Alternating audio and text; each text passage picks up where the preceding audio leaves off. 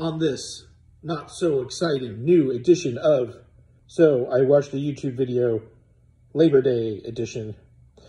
We're going to get to work on mouse proofing the mechanical room here in the garage. This is the overflow pipe from my hot water heater. I thought I had to lock those little buggers out of here, but apparently they've been crawling through and getting into my mechanical room, which means that they have free reign of the whole house after that. So we're going to take care of that today.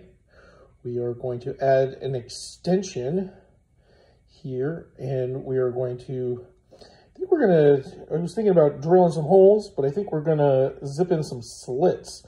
Just in case the hot water heater overflows, we'll keep the mice out, but we'll still allow the water to go somewhere. So the plan is to add a 90 to the bottom there, and then about a foot of pipe with a cap, and the foot of pipe will have some slits.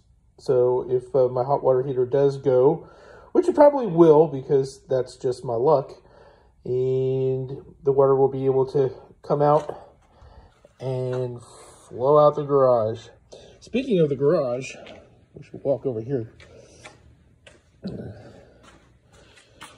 There's this right here. It's a little hard to see on camera, but the concrete is a little uneven because there's been some settling because my house is very old, but you can probably see a little bit of daylight there. And that is where the mice are actually coming into the garage. Now, for the first couple of years that I lived here, I put a little piece of styrofoam under there. And it seemed to work pretty good until the kids kicked it out. And, well, it just was it was a good temporary solution, but I'd like to do something a little more permanent. So I'm going to go out into the barn and try to find me some scrap pieces of wood, and I'm going to extend that down. I think the last piece where it gets closer to the concrete, I think I'll put a little piece of pressure treated there, just in case there's some water buildup from the rain, so it doesn't rot out instantly.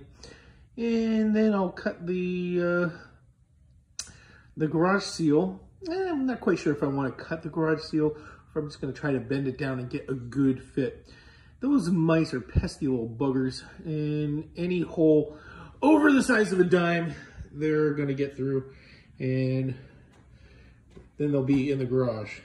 But fortunately for me, most of my garage, if not all of it, except for that pipe entering into the mechanical room, has cinder block walls. So that is a nice physical barrier.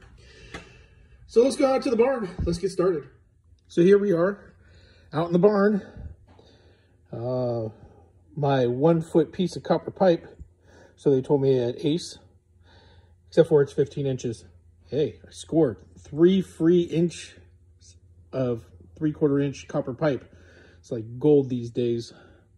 Anywho's, I don't think I'm going to solder these connections because, you know, it's not under pressure. And the worst thing that can happen is that it will pop off if my hot water heater explodes, which I think that this friction fit's going to be pretty good. So I guess my dilemma is now, do I drill holes or do I cut slits? I think I'm going to cut some slits. I'm just going to use a Dremel and zip some couple slits. I think 3 should probably be fine for what I'm doing. You know, I think I'll run a couple series of them. As you can see, I got the soft jaws in so I don't mar up my copper pipe.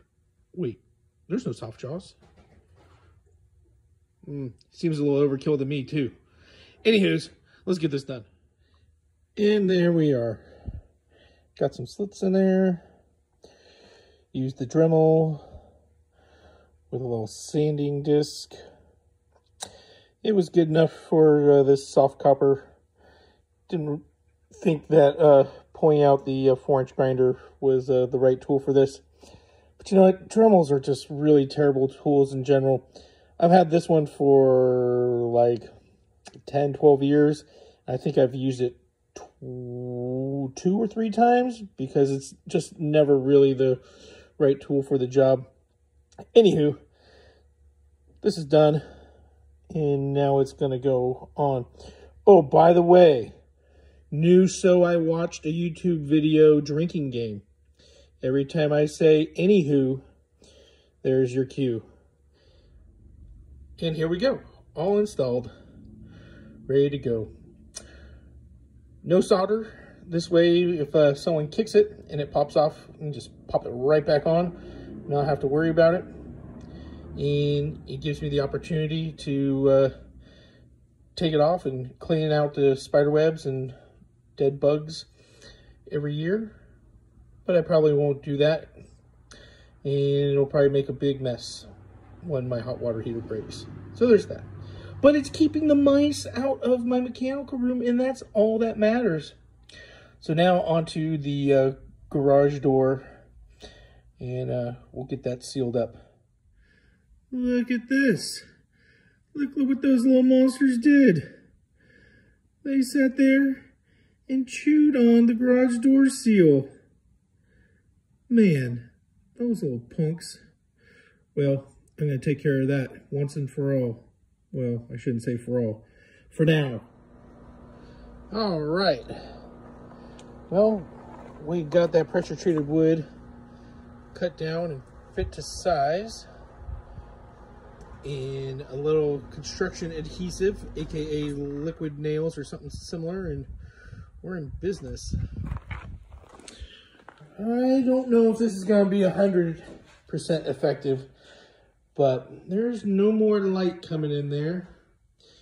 And I think I might go ahead and do the rest of the corners just to give it something solid, because these little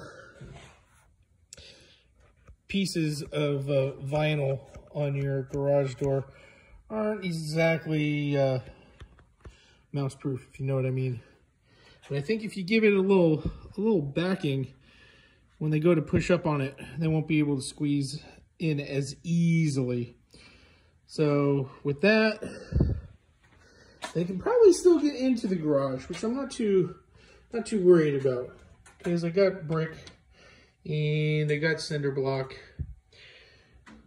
Just that they can't get into the mechanical room, and they can't get in through this door. I had to add this piece here because they had chewed a hole in the corner.